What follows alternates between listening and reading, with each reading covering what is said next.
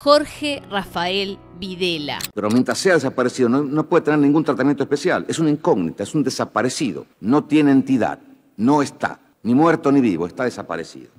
El que falleció sentado en un inodoro por cosas del destino, el que era tan católico que no faltó a misa ni una vez en su vida, el que se llevó a la tumba el secreto más oscuro de nuestro país, dónde están y qué hicieron con los desaparecidos. Nosotros solamente queremos saber dónde están nuestros hijos, vivos o muertos, pero queremos saber dónde están. Que nos entreguen el cadáver. Por eso hoy vamos a revisitar su vida para poder tratar de entender un poco quién carajo fue Jorge Rafael Videla. Pero los dinosaurios van a desaparecer.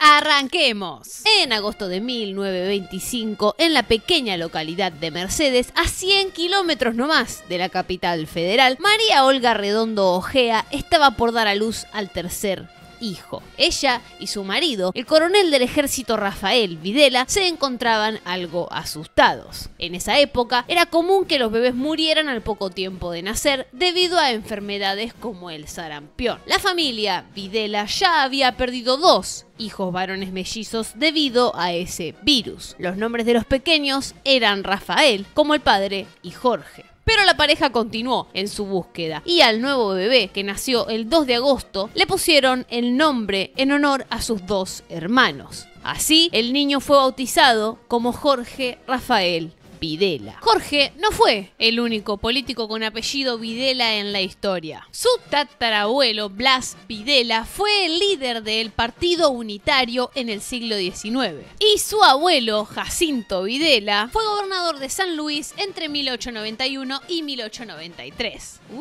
Para cuando Jorge Rafael nació, su familia ya estaba reinstalada en los círculos políticos. Tan así que ellos formaban parte del pequeño círculo aristocrático agrario del partido de Mercedes. Su padre, el coronel del ejército Rafael Videla, le inculcó a Jorge desde muy pequeño las enseñanzas de la doctrina y los valores de las Fuerzas Armadas: orden, disciplina, subordinación y valor. Es que claro, antes que padre, el hombre era militar. Su madre, María Olga, no era menos estricta que su padre, ¿eh? Podríamos decir que Jorge Rafael era ya desde muy temprana edad un pequeño soldadito. Sí, señor, si no fuera por cretinos como tú, no habría ladrones en este mundo. ¿A que no, señor? No, señor. ¡Baja! En su infancia y adolescencia, Jorge Rafael se destacó como un estudiante serio y dedicado en la Escuela Normal Mixta de Mercedes. Además, en la biblioteca de su familia había un libro que se leía muchas veces al año y que seguramente estuvo en su mesita de luz desde que aprendió a leer: la Biblia. Donde falte la esperanza. Sí, la familia de Videla era tan pero tan tradicional que era ultra católica y le inculcaron esa misma tradición a Jorge Rafael, tanto que no lo dejaban faltar nunca, pero nunca, a misa. #adoctrinamiento. En 1942, a los 17 años, Videla terminó el secundario. #privilegiado. Y cuando le preguntaron qué quería estudiar, bueno, como que no había muchas opciones.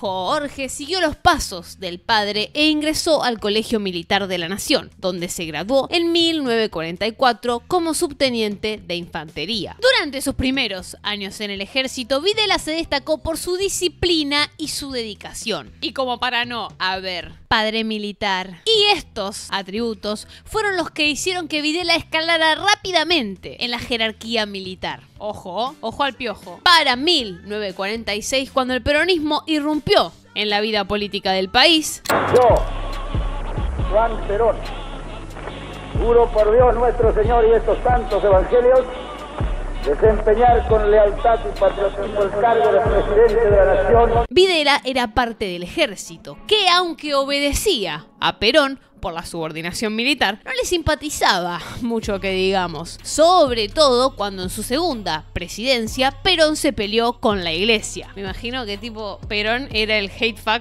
de Videla.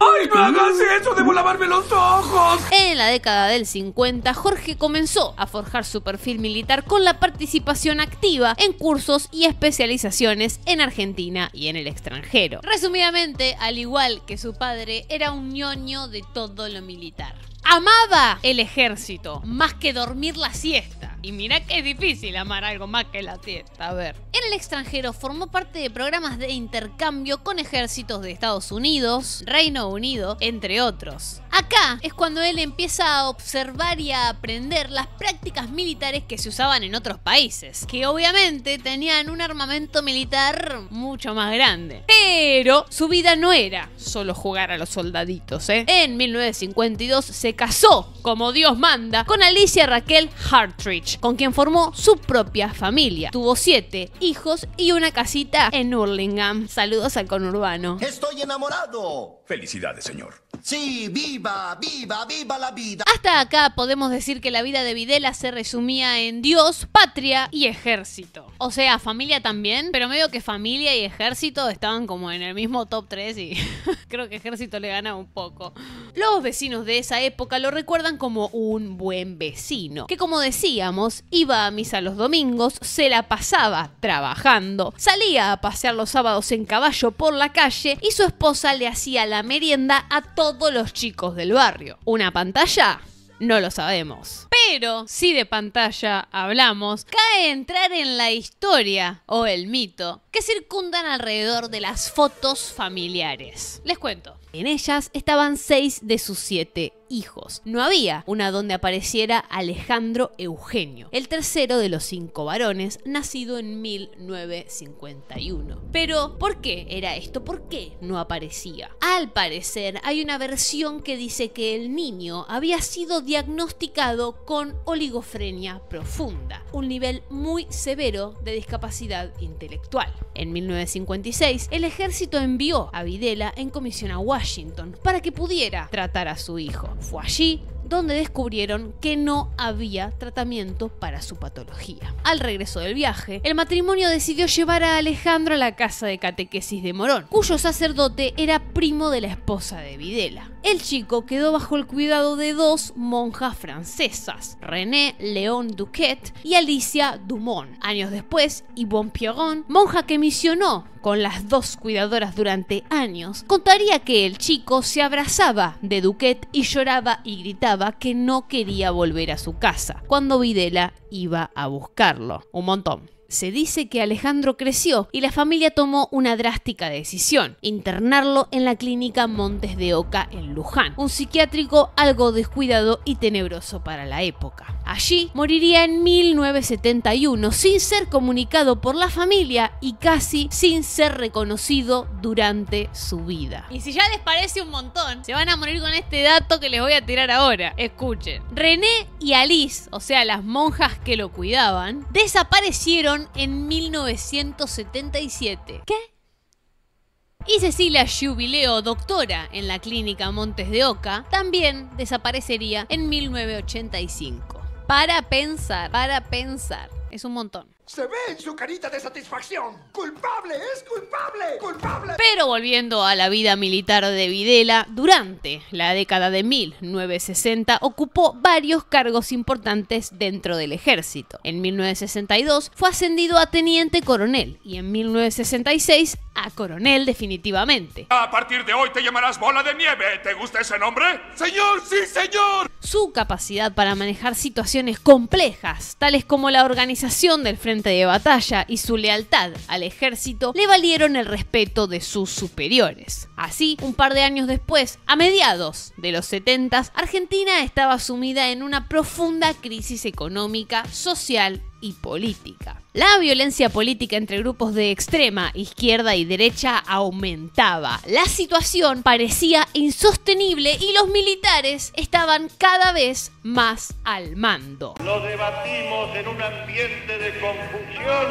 y de sospecha. Es en este contexto que Videla, que había sido asignado como general, pasó a ser nombrado comandante en jefe del ejército en 1975. O sea, como para que nos demos una idea, es como que pasó de ser gerente a ser el CEO de la empresa de golpe, a ser el jefe máximo. Y esta decisión traería consigo un efecto bola de nieve que atravesaría toda esta historia y la historia de Argentina. Durante las semanas que siguieron a la asunción de Videla, se empezó a madurar la idea de dar un golpe de Estado. Esta vez, a diferencia de los golpes del 30 y 55, había un plan estratégico y estaba mucho más digitado desde fuera del país. Pero pará, vas muy rápido. ¿Por qué decís que este golpe en realidad estuvo más digitado, más armado que el resto?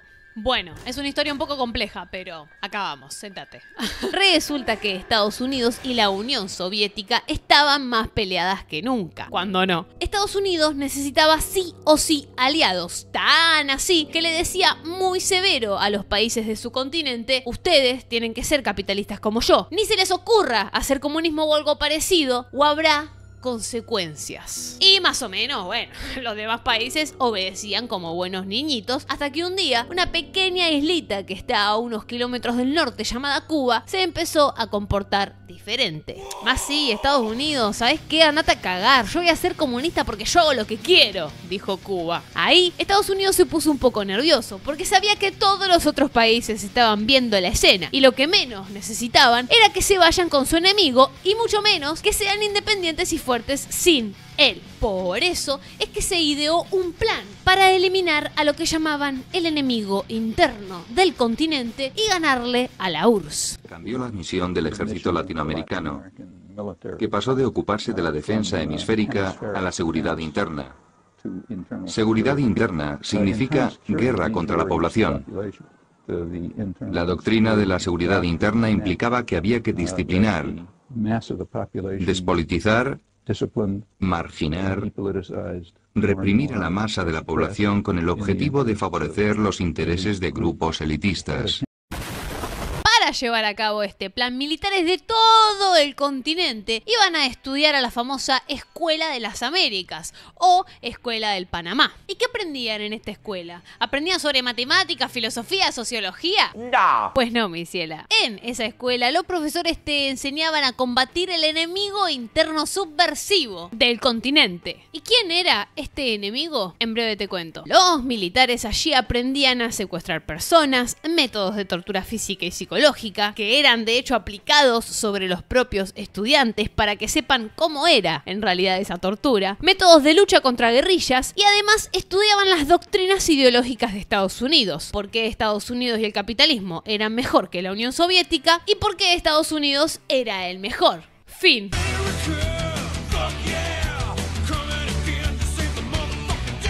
Videla fue parte de una generación de militares que egresó de esa escuela y que formó parte de un plan continental ideado por los servicios de inteligencia de Estados Unidos, o sea, la CIA, en la Guerra Fría. Señoras y señores, con nosotros, el Plan Cóndor. Se llamó así porque consistía en instalar dictaduras militares en todos los países de Sudamérica para exterminar al enemigo interno subversivo, es decir, eliminar sujetos políticos que quisieran instaurar gobiernos que fueran en contra de los intereses de Estados Unidos y del capitalismo en la región, como había pasado en Cuba hace años. Que de hecho, si vieron el video de Perón, sabrán todo lo que pasó con Braden, el embajador de Estados Unidos acá en Argentina. Pero para eso vayan a ver el video de Perón.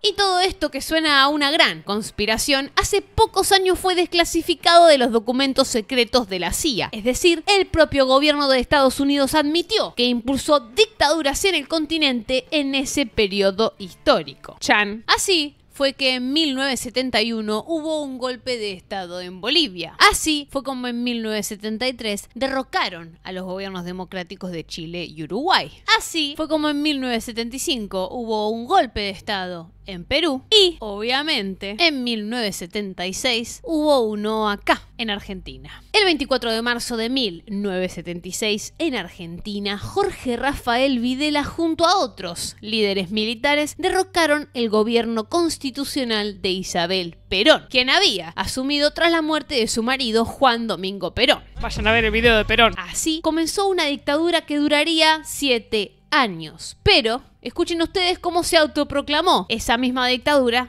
en cadena nacional. Pero debe quedar claro que los hechos acaecidos el 24 de marzo de 1976 no materializan solamente la caída de un gobierno.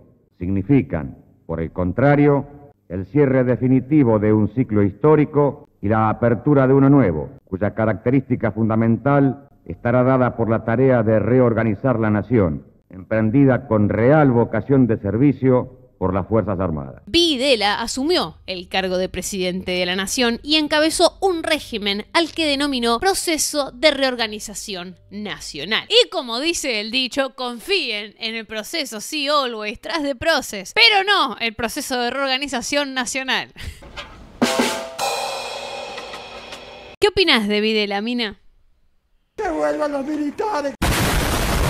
El gobierno fue liderado por Videla, quien era el teniente general del ejército. Pero en realidad, las decisiones del gobierno eran tomadas por la Junta Militar de Gobierno, integrada no solo por Videla, sino que por varias personas de las Fuerzas Armadas y cuyas caras más visibles eran los comandantes de las 3 fuerzas principales. El propio Videla, por el ejército, el almirante Emilio Mesera, de la Marina, y el brigadier Orlando Ramón Agosti, de la Fuerza Aérea. Pero obviamente el popular de todos ellos y el más visible era Videla. Las guerrillas revolucionarias se encontraban para ese momento muy contenidas y en retirada, por lo que el altísimo nivel de represión que impuso la dictadura de Videla sirvió más como un disciplinamiento que como prevención de una posible revolución, o como decían los dictadores, entre comillas, subversión. Hola, señor Francis. Se estima que durante este periodo 30.000 personas fueron detenidas, desaparecidas, torturadas y asesinadas. Videla justificaba estas acciones porque decía que había una guerra sucia y que así se iba a terminar el terrorismo interno. Bueno. Los argentinos no tenemos nada que ocultar ni nada que avergonzarnos en ese sentido, porque justamente eso ocurrió en defensa de los derechos humanos del pueblo argentino, gravemente amenazados por una agresión del terrorismo subversivo que pretendía cambiar nuestro sistema de vida. De un sistema de vida inspirado justamente en una visión cristiana del mundo y del hombre, en la que el hombre pueda realizarse en plenitud, con libertad y con dignidad. Eso nos quería ser quitado. Y para evitar que nos lo quitaran, luchamos y pagamos sangre. Frente al desaparecido, en tanto esté como tal, es una incógnita el desaparecido. Si el hombre apareciera, bueno, tendrá un tratamiento X. Y si la desaparición se convirtiera en certeza de su fallecimiento, tiene un tratamiento Z. Pero mientras sea desaparecido no puede tener ningún tratamiento especial. Es una incógnita, es un desaparecido. No tiene entidad, no está. Ni muerto ni vivo, está desaparecido. Durante este tiempo, el Estado secuestraba ilegalmente a personas sospechosas y las llevaban a espacios que adoptaron como centros clandestinos de detención, como la Escuela de Mecánica de la Armada, ESMA, que era originalmente un espacio de instrucción técnica y militar de las Fuerzas Armadas. O también lugares como este que estamos viendo ahora. Estas personas eran llevadas a centros clandestinos donde eran torturadas brutalmente, usando los métodos de tortura más sádicas. Las mujeres embarazadas eran mantenidas vivas hasta dar a luz. Luego, sus bebés eran robados y entregados a otras familias, lo cual luego fue constituido como robo de identidad. Yo sé que a veces no suena a que esto es un montón, pero realmente si lo pensamos 2 segundos, es un montón. Para el resto de la sociedad que no era secuestrada, la cosa no era menos macabra. La censura hacia la libre expresión del pueblo era practicada en todos los ámbitos. Había carteles por todos lados, hasta incluso en el Obelisco. Había uno que decía: el silencio es salud. ¡Aguantá! Además de todos los controles policiales que había para que la gente no se reuniera en la vía pública ni protestara. Y también estaba prohibido juntarse de forma privada. Te tenías que cuidar básicamente de todo. Y principalmente, hacer silencio. También se prohibieron canciones de rock nacional que se consideraban atentaban contra la moral y las buenas costumbres. Bajo ese pretexto, en las radios y televisoras estuvieron prohibidas canciones como El fantasma de Canterville, de Charly García. Yo era un hombre bueno, si hay alguien bueno en este lugar. La guerrilla, de Horacio Guaraní. La guerrillera viene abriendo los caminos. O Ayer nomás, de Morris. Que hay que tener dinero para ser feliz. La censura y persecución a artistas estaban a la orden del día, y muchos de ellos fueron obligados a exiliarse del país. Entre los más recordados está el caso de la inigualable Mercedes Sosa, a la cual la policía interrumpió uno de sus shows en La Plata y gran parte de su público quedó detenido en comisarías, solo por ir a escuchar música. Otros, como María Elena Walsh, decidieron no componer ni presentarse más en público por la persecución. También fueron perseguidos y censurados escritores como Julio Cortázar, y otros fueron desaparecidos como Rodolfo Walsh. Es como si hoy Lali, Dillon, Duki y Emilia no suenan más en Spotify, no los podés escuchar, no te deja tocarlos, ¿entendés? No suenan en YouTube, y para colmo que se tienen que ir del país porque los persiguen. Imagínate que de repente a Nick le cierran todas las redes sociales, boludo. Así de la nada desaparece el chabón, nos quedamos todo tipo, ¿qué pasó con Nick? Nadie lo quiere, pero está mal, ¿me entendés? O sea, nadie lo quiere a Nick, pero imagínate que desapareciera, ¿qué pasó? ¿Dónde fue? ¿Por qué no puedo escuchar más a Dillon en el Spotify? Eran durísimos los militares, sí, pero lo más interesante es que no actuaban solos. La dictadura como tal no hubiera sido posible sin la actuación de figuras claves del ámbito civil. Por ejemplo, grandes grupos empresariales que se beneficiaban con el modelo económico implementado. Por ejemplo, de estas, una muy conocida es una empresa de azúcar que se había visto muy beneficiada por la baja de impuestos y que tiene varios trabajadores sindicalizados desaparecidos en el Tucumán. Por otro lado, grandes empresas de comunicación que relataban toda la dictadura y todo el golpe de estado con eufemismos. Bla, bla, bla. O sea, los grandes medios que hacían propaganda, básicamente. Durante muchos años se discutió si estos actores fueron cómplices claves para la dictadura. Pero algunos ven más allá y se animan a hablar de responsables civiles. No cómplices, sino que también responsables. Por estas razones que tal vez habrás leído en algunos lugares o escuchado a algunas personas decir que se habla de una dictadura cívico-militar, ¿ok? Porque hubo civiles involucrados. Cívico-militar. Wow. Y como la Iglesia Católica se vio muy beneficiada económicamente por el ultracatolicismo de Videla, hay quienes eligen llamar a todo este gobierno dictadura cívico-militar eclesiástica. Pero la pata fundamental del gobierno militar era el plan económico. Y ahí jugó un papel clave el ministro de Economía José Alfredo Martínez de Hoz, un economista perteneciente a una familia oligárquica terrateniente de las más poderosas y millonarias del país. Su plan económico se basaba en políticas neoliberales, una ideología que empezaba a estar de moda en esos años, y buscaba promover la exportación de materias primas y la importación de productos manufacturados fabricados en países de primer mundo. La idea económica de la dictadura podría resumirse en esta publicidad. Antes la competencia era insuficiente. Teníamos productos buenos, pero muchas veces el consumidor debía conformarse con lo que había sin poder comparar. Ahora tiene para elegir, además de los productos nacionales, los importados. El concepto económico básico para este plan era liberalizar la economía lo máximo posible, reducir la intervención del Estado a su mínima expresión, bajando al máximo los costes de producción, en especial los salarios. El argumento era que así y solo de esa manera se iba a poder modernizar e incrementar la eficacia de la economía. Para esto también hicieron esta publicidad. Levantar el techo. Veamos. ¡El techo, por favor! Ahora sí. inmediatamente se levantará el piso. Esto es mayor inflación. Todo quedaría como antes. Entonces, ¿qué hizo el gobierno con las nuevas medidas? Está bajando el piso. Bajó el piso. Ahí está el secreto.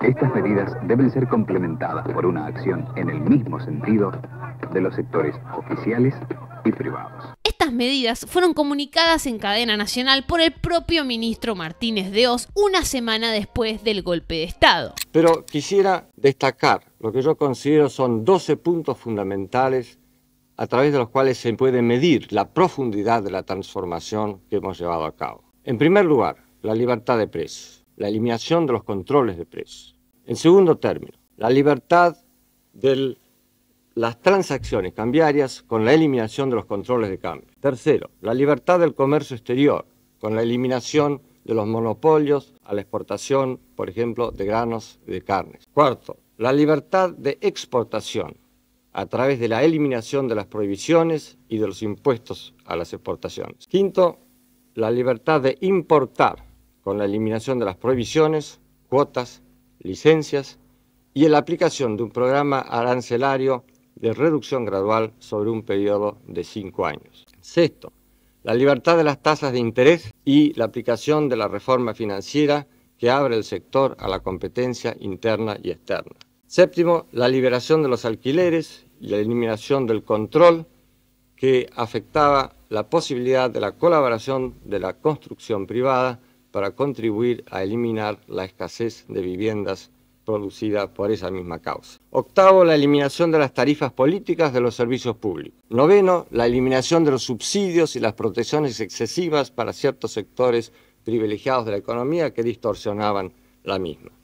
Décimo, la libertad de la contratación de los salarios sobre las bases de los salarios establecidos como mínimos por el Estado. 11, la libertad para las inversiones extranjeras bajo reglas justas y sanas, tanto para el interés nacional como para los inversores. Y 12avo, la libertad para la transferencia de tecnología en un marco que promueva y no obstaculice este movimiento fundamental para la modernización de nuestra economía de acuerdo a los más altos intereses nacionales.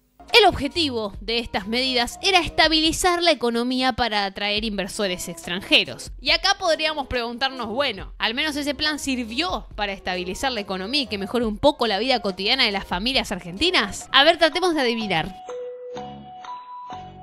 No, no sirvió, pero bueno, vamos de a poco. En materia de deuda externa, aumentó de 7.8 a 45.000 millones de dólares. La actividad industrial descendió como por un tobogán debido a la apertura de importaciones, que hacía que los productos importados fueran mucho más accesibles y baratos que los fabricados en el país. Esto hizo que el desempleo aumentara. En consecuencia de esto, la pobreza en el país pasó de menos del 10% de la población al 19,1% al finalizar la dictadura, o sea, el doble. Los salarios se redujeron en promedio un 32% respecto a los valores que tenían en 1974. ¿Y vieron que en Argentina siempre tenemos un problema con respecto a la inflación? Bueno, durante la etapa de la dictadura en que gobernó Videla, o sea, del 1976 al 1981, la inflación llegó a casi triplicarse, pasando de 182% a 444%. Lo repito de nuevo, 444%. Y esto tan solo en el primer año. Y eso no es todo, porque durante los 5 años que siguieron, la inflación se ubicó siempre por encima del 100%. En 1976 subió 444%, en 1977 176%, en 1978 171,4%, en 1979 163%, en 1980 100,8%. Más alto que cualquier gobierno anterior. Hagan la suma y vean cuánta inflación hubo en un par de años, es un montón. Durante el Mundial de Fútbol de 1978, la dictadura de Videla aprovechó el evento deportivo para lavar su imagen ante el mundo y promocionar su gobierno como uno de orden y progreso. Pero la cosa no salió como esperaba porque los medios internacionales captaron cosas que no se hubiera esperado. De que son subversivos, que digan por qué son subversivos. ¿En qué? Que muestren la cara y digan por qué. Mis chicos no eran subversivos, trabajaban y estudiaban. Eso es lo que hacían. Chicos que han ido a la villa a ayudar, esos son subversivos. Han venido a nuestra casa, las han allanado, han robado cuanto han querido, han destrozado las casas, porque las han destrozado y robado todo lo que tenemos, ¿eh? Y además a nuestros hijos nos han robado. Y nunca jamás supimos más nada de ellos. Y el ejército lo ha hecho eso. El ejército lo ha hecho eso. La policía, el mío fue la policía. A mí el ejército argentino que se llama Cristiano. Pero para adentrarnos en este tema, ya tendremos el video de abuelas que sale la semana que viene. Ante esto, la Comisión de Derechos Humanos de la Organización de los Estados Americanos visitó el país en 1979 y elaboró un informe en el que da cuenta de la veracidad de esta y otras muchas denuncias. Videla les dijo que eran unos gaslighters, literalmente. Acusó a la Organización Continental de llevar adelante una campaña de difamación para aislar al país mediante la desinformación. Dijo que la Argentina sufrió la agresión del terrorismo subversivo y una guerra que no buscó ni deseó, con un costísimo saldo en muertos, prisioneros y desaparecidos. ¿Cómo? Estas denuncias por violaciones a los derechos humanos y los malos números que manejó la economía durante el gobierno de Videla hicieron que su gestión llegara a su fin en 1981. Después de unas semanas de corridas cambiarias que llevaron el precio de dólar a volar por los aires, Videla entregó la presidencia a otro militar que seguía en la línea sucesoria, al general Roberto Eduardo Viola. Al terminar su mandato, Videla dejó el gobierno en cadena nacional con las siguientes palabras. El proceso cierra con esta etapa que hemos protagonizado, una etapa más de su existencia. Una etapa que estuvo caracterizada por la obtención del orden y la seguridad como base indispensable para edificar sobre ella la paz, pero una paz digna de ser vivida. Esta etapa estuvo además caracterizada por el sinceramiento. Un sinceramiento que buscamos a partir de la verdad. La verdad, he dicho otras veces y lo repito, es dura. Y porque es dura, golpea, pero no lastima. Pero al golpear, hace doler. Y ha hecho doler a intereses creados, a incomprensiones, a quienes no quisieron aceptar que era menester cambiar. Y por ahí te estarás preguntando, ¿qué hizo Videla después de dejar el gobierno? Bueno, como él mismo dijo en esa cadena nacional, él estaba dejando su presidencia, pero esto no significaba que iba a dejar el gobierno que él ayudó a construir. Como tipo, me voy pero sigo dando vueltas, ¿viste? Como tu ex. De todas formas, tuvo un periodo de algunos meses en el que se tomó vacaciones, toma pavos, y que medio que se corrió un poco de la escena pública para pasar el tiempo entre su departamento en Buenos Aires y viajes a su Mercedes natal o San Luis, de donde era su familia. Pero las vacaciones le duraron poco, porque a fines de ese año, Viola debió renunciar por cuestiones de salud y Videla apoyó al general Leopoldo Furtado Galtieri para que asuma la presidencia. Y Galtieri era un poco loco, pero no uno de esos que vos decís, oh my god, she's so crazy, sino que literalmente un loco mal. Un día, en 1982, Galtieri se levantó y mientras desayunaba y miraba unas encuestas dijo, me parece que nuestro gobierno está medio decadente. ¿Qué podemos hacer para levantarlo? Ya sé, una guerra. ¿Hay algún territorio argentino que esté en disputa soberana con otro país? Y así, señoras y señores, empezó la guerra de Malvinas. Por este hombre. Pueblo argentino, si quieren venir, que vengan, les presentaremos batalla. Y en esto tenemos la solidaridad de varios pueblos americanos que están decididos a dar batalla con los argentinos. Va a estar dispuesto a tender la mano en la paz con hidalguía y en la paz con honor, pero también dispuestos a escarmentar a quien se atreva a tocar 1 metro cuadrado del territorio argentino.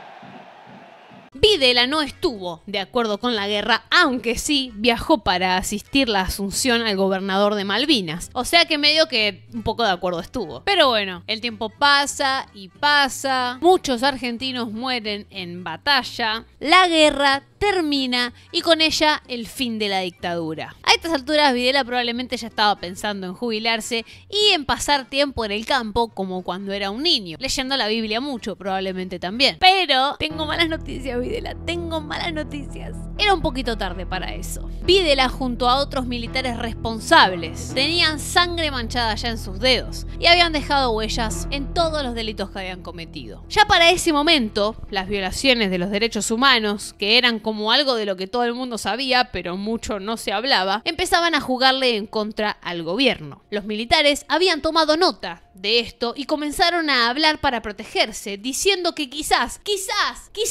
haya habido excesos durante sus mandatos. Desde fines de 1982, Videla venía siendo citado como testigo en algunos de los casos de desaparición y también en causas por corrupción por la gestión económica durante el gobierno militar. En la justicia estaban apareciendo las primeras de miles presentaciones por causas de familiares desaparecidos. También se habían comenzado a realizar los balances económicos de lo ocurrido y las estadísticas decían que Argentina se había achicado, empobrecido, desindustrializado, endeudado para siempre. Los militares, mientras tanto, entonces los defensores del proceso, eufemismo para no decir dictadura, comenzaron a justificar los secuestros, torturas y desaparición de personas como un mal necesario. ¿Qué sucede en una guerra? El argumento de la guerra obviamente no era nuevo porque fue la excusa que dieron para dar el golpe militar en una primera instancia.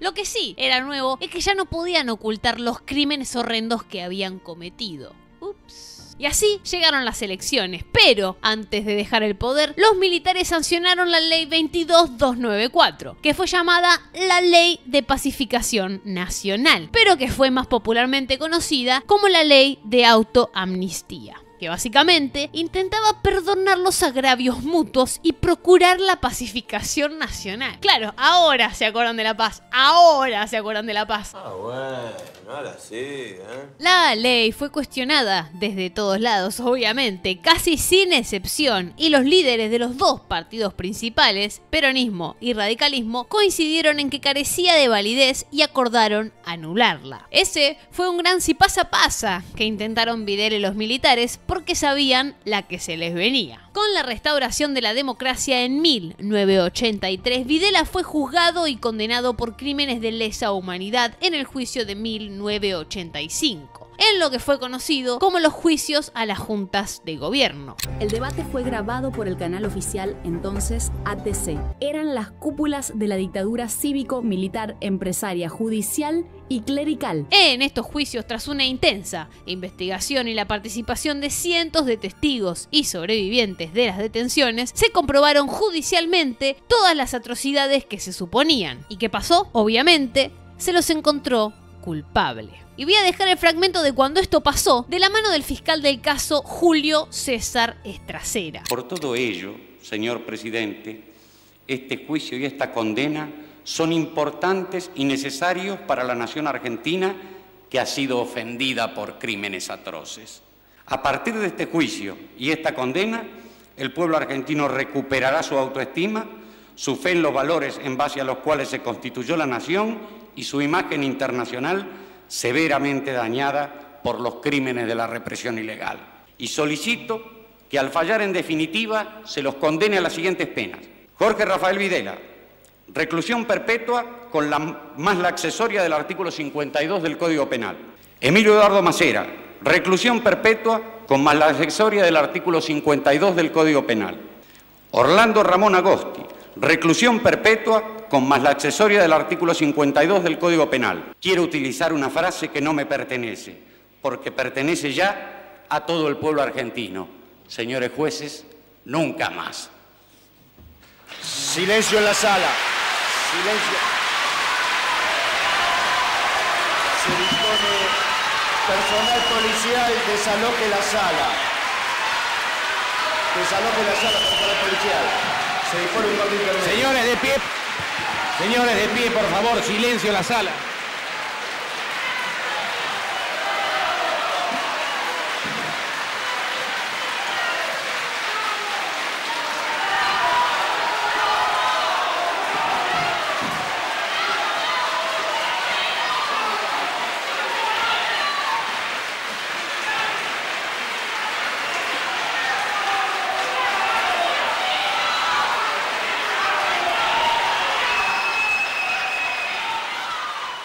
A partir de allí, la vida de Videla se convertiría en una sucesión de prisiones domiciliarias con cárceles comunes. El juicio de las juntas causó un gran impacto en la sociedad, y quienes sintieron fuerte ese impacto fueron los militares, que obviamente vieron venir que los juicios iban a continuar y que todos iban a terminar presos también, y no se quedaron de brazos cruzados, En 1987 el gobierno de Alfonsín se vio obligado a negociar con los militares y promulgó las leyes de obediencia debida y punto final, que con los años fueron recordadas como las leyes de impunidad, leyes que establecen que se le ponían literalmente punto final a esos juicios y que si tenían bajo rango y cometieron crímenes no era culpa de ellos. Esto igual no afectaba a Videla ni a los altos mandos que ya habían sido condenados en el juicio en 1985.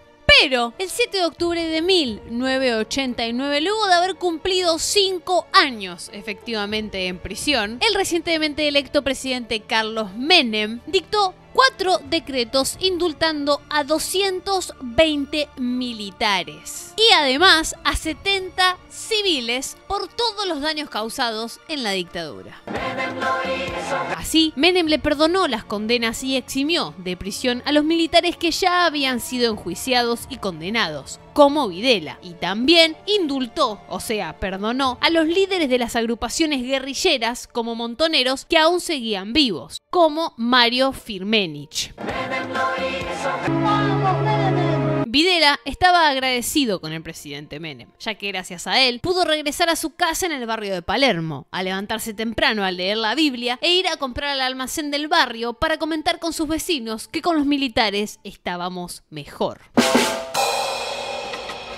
Los que no estaban para nada contentos con esta decisión eran los organismos de derechos humanos, como Hijos y Madres y Abuelas de Plaza de Mayo, que tenían que ver cómo los asesinos de sus hijos y familiares caminaban por la calle como personas normales. Pero eso lo vamos a desarrollar más en profundidad en el video de Abuelas. Stay tuned, stay tuned. De todas formas, la cosa no era tan sencilla, porque en 1992 la Corte Suprema de Justicia declaró inconstitucional el perdón a los crímenes de lesa humanidad, pero no revocó las liberaciones ya concedidas. O sea, Videla no podía salir del país, pero podía seguir yendo a la verdulería a comentar con sus vecinos que con los militares estábamos mejor.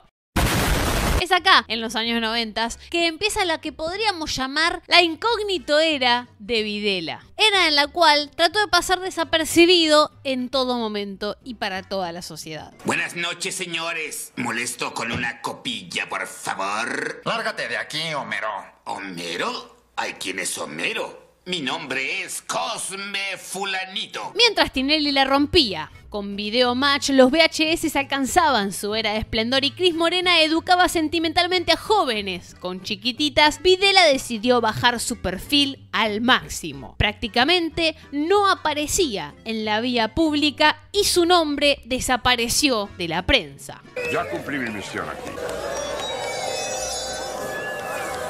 Y así se hizo 1995 y con él llegaron nuevamente las elecciones. Unos militares de su confianza, que todavía lo llamaban general, pese a que ya había perdido ese título él después de los juicios, le consultaron por quién había que votar en las elecciones de ese año. ¿Y sabés qué respondió? A uno que lo tuvimos no preso, más bien alejado. A Menem no queda otra. Eso dijo el chabón. Tsunami de chanos. Y acá te tengo que contar no un dato, sino un datazo. ¿Sabías que Menem fue preso político de la dictadura? ¿Qué? Y que para colmo era peronista. ¿Qué? Bueno, ahora lo sabés y más en profundidad te voy a contar todo esto en detalle cuando salga el video de Menem en unos meses. Pero no nos adelantemos. Sus colegas militares contaron que Videla recordaba al entonces presidente de esta manera. Se portó bien con nosotros, era un buen preso, un turco pícaro. Cuando estaba detenido se charlaba a los guardias para tener permisos. Tranquilas declaraciones. Mientras jugaba al incógnito, el nombre de Videla surgía en los numerosos pedidos de las organizaciones de derechos humanos para que se diera a conocer las listas de los desaparecidos. Así es que en el 98 la justicia volvió a golpear la puerta del ex dictador y lo procesó por considerar el robo de bebés durante la dictadura como un delito de lesa humanidad y por lo tanto imprescriptible, o sea que no tiene vencimiento. Pero la causa fue posteriormente anulada por la Corte Suprema. Apenas pasó 38 días en la cárcel de Caseros hasta que se le concedió el derecho al arresto domiciliario en atención a su avanzada edad, por lo que desde ese año vivió encerrado en otra casa a la que se mudó en el barrio de Belgrano. Pero la cosa cambió definitivamente después del 21 de agosto de 2003, cuando el Congreso anuló las leyes de punto final y obediencia debida. Gracias a esto, algunos jueces pudieron comenzar a declarar como inconstitucional el indulto a ciertos militares. Ese año, la policía fue a la casa de Videla, lo arrestó y comenzó a ser juzgado por diversos crímenes de lesa humanidad, porque aunque él no lo pensara, para mucha gente con los militares no estábamos mejor. Durante el gobierno de Néstor Kirchner, que asumió en 2003, se retomó una política de derechos humanos con fuertes actos simbólicos, como la baja de los cuadros de los militares expresidentes. De paso, impulsó el juzgamiento por los delitos de lesa humanidad de los militares, a diferencia de lo que había pasado durante el menemismo. Es así que terminó la luna de miel de Videla y sus secuaces. El 10 de octubre de 2008, Videla perdió el beneficio de la detención domiciliaria y fue trasladado a la cárcel que funciona en Campo de Mayo, la principal base militar del país. Condenar a Jorge Rafael Videla de las demás condiciones personales sobrantes en el encabezamiento a la pena única de reclusión perpetua, inhabilitación absoluta perpetua y accesorias legales, comprensiva de la aplicada en el punto dispositivo anterior y de las penas de reclusión perpetua e inhabilitación absoluta perpetua dictadas el 9 de diciembre de 1985 por la Cámara Nacional de Apelaciones en lo Criminal y Correccional Federal de esta ciudad en la causa número 13/84. Debiendo observarse en relación a las costas el criterio fijado en cada uno de los procesos. Finalmente, el 31 de agosto de 2010, la Corte Suprema de Justicia confirmó sentencias de tribunales inferiores dictando que los perdones no fueron constitucionales y las condenas que anularon debían ser cumplidas. ¡Vamos! Acá hay que hacer un pequeño paréntesis para un dato. La Argentina es el único país del continente que juzgó y condenó a quienes estuvieron involucrados en la dictadura, a quienes encararon el Plan Cóndor y llevaron a cabo semejante genocidio. Somos el único país del continente, loco. Ojo ahí. Está muy bien. No, bueno, está muy mal en realidad, pero se entiende.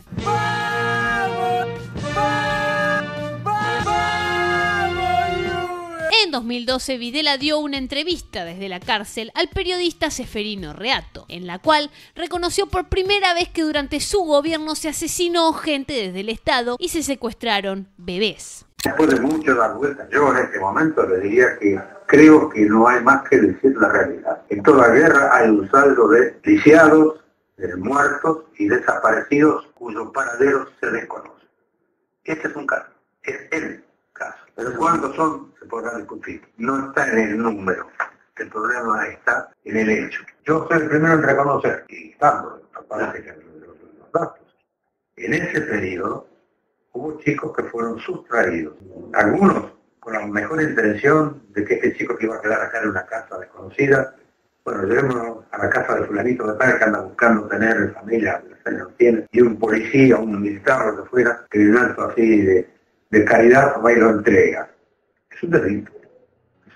Sin embargo, pese al reconocimiento, Videla se llevó consigo el secreto de dónde están y qué hicieron con esos desaparecidos. Porque el 17 de mayo de 2013, a los 87 años, Videla murió sentado en el trono de la prisión. Y con trono no me refiero a una silla donde se sientan los reyes. Digamos que entró al baño y nunca se fue. La noticia, por supuesto, recorrió el mundo, pero la mejor tapa fue la del diario Página 12. La figura de Jorge Rafael Videla es sinónimo de uno de los periodos más oscuros de la historia argentina. Su legado está marcado por la violencia, la represión y el sufrimiento de miles de argentinos, no solo en cuestiones históricas, sino también en un retroceso cultural fuerte, como ya vimos durante este recorrido. Es esencial recordar la historia para no repetir los errores del pasado y para honrar la memoria de las víctimas del régimen dictatorial que hemos sufrido como pueblo. Esto, entre otras cosas, logró que los militares nunca vuelvan a ser un partido político. Bueno, espero que hayan disfrutado mucho este video, gente. Recuerden dejar su like, activar la campanita y suscribirse, que es gratis, obviamente. Siento que es muy importante que tengamos este momento de reflexión en estos videos y que ojalá que puedan compartir con alguien más. Yo, por mi parte, siempre fui muy ignorante con respecto a la historia argentina. La verdad que nunca me senté a escuchar qué chota habíamos hecho y qué chota somos, ¿me entendés? Y hacer estos videos la verdad que me hace sentir muy cómoda porque siento que conozco un poco más la historia del país. Olvídense de teñir con cualquier bandera partidaria este tipo de contenido. No puede ser que sean tan tarados de hacer eso, por favor no lo hagan. Porque estos videos son para informar y para saber nuestro pasado, para entender de dónde venimos y así no cometer los mismos errores hacia dónde vamos. Cuidémonos como pueblo porque somos lo único que tenemos y la democracia es hermosa. La libertad es la única cosa que tenemos, que creo que cuando nos sacan nos damos cuenta de lo preciosa que es. Así que trabajemos en equipo para que eso no suceda nunca más. Muchas gracias por el video. Muchas gracias por ver el video hasta acá. Te dejo la playlist ahora al final para que puedas ver los demás videos de esta sección hermosa y patria de ¿Quién carajo fue? Y nos veremos la próxima. ¡Adiós! Los amigos del barrio pueden desaparecer.